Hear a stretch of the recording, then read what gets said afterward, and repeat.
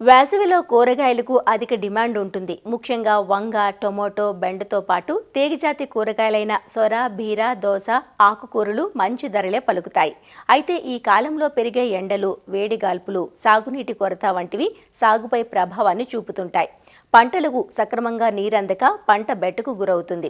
వడగాలులకు పూత పిందె తయారవ్వదు. వచ్చిన పూత కూడా రాలిపోతుంది. వేడి పరిస్థితుల్లో రసం పీల్చు పురుగుల తాకిడి కూడా పెరుగుతుంది. కాబట్టి వేసవి కాలంలో కూరగాయ పంటలను సరైన జాగ్రత్తలతో కాపాడుకోవాలంటూ సూచనలు అందిస్తున్నారు జగిత్యాలలోని వ్యవసాయ పాలిటెక్నిక్ కాలేజ్ శాస్త్రవేత్త డాక్టర్ కె స్వాతి.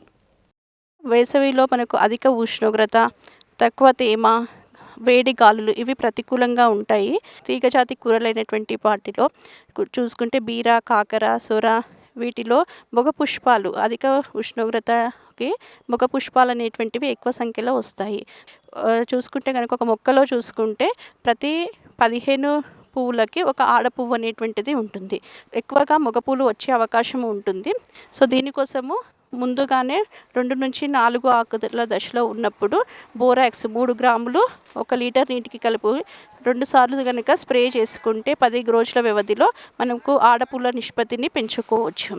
మరి అదేవిధంగా టొమాటో కానీ, వంగ వీటిలో చూసుకుంటే మిర్చి వీటిలో అధిక ఉష్ణోగ్రతలకి పూత రాలడం, తర్వాత పిందె రాలడం అనేటువంటిది ఎక్కువగా ప్రధాన సమస్యగా ఉంటుంది. అదేవిధంగా టొమాటోలో కనుక చూస్తే కాయ పగుళ్ళు అనేటువంటివి ఎక్కువగా వస్తుంటాయి.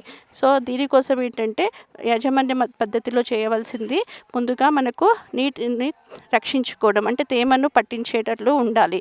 దీనికోసం ప్లాస్టిక్ మల్చింగ్ కానీ లేదంటే ప్యాడిస్ట్రా మల్చెస్తో కానీ వేసుకుంటే కనుక తేమను అనేటువంటిది కాపాడుకోవడము, అదేవిధంగా కలుపు యొక్క నివారణ కూడా జరిగిపోతుంది.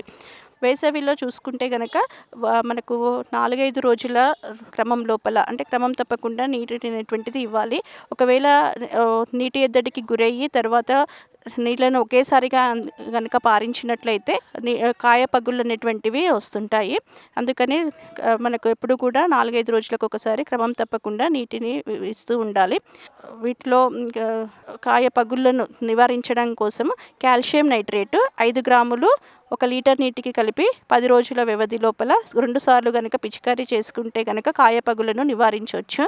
బెండ వంటి పంటల్లో ఏంటంటే ఎప్పుడైతే మనకు ఉష్ణోగ్రత 40 డిగ్రీల కంటే ఎక్కువ అయితే కనుక వైరస్ తెగుళ్ళు సంక్రమించేటువంటి అవకాశం ఎక్కువగా ఉంటుంది.